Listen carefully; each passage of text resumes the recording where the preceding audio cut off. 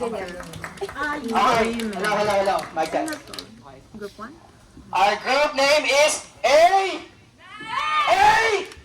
There you go! Okay, so, this symbolizes victory. I did my research. And to this part, this is God's word, His sacrifice, and His love. Because of that, we are victory. And because we are victory, we are growing with Him. So that's why we are A! A! There you go!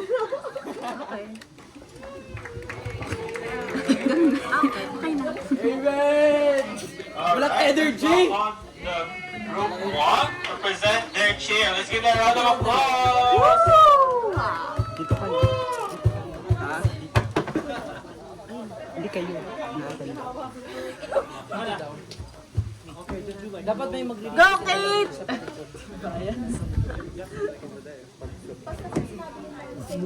Marcus. Dapat dito. Marcus, move here. Yan. Yan dito. Go, Kate! Yung center.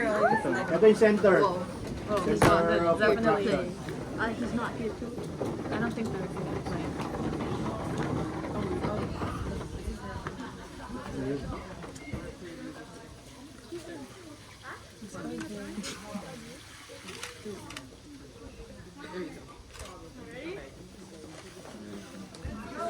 I love the,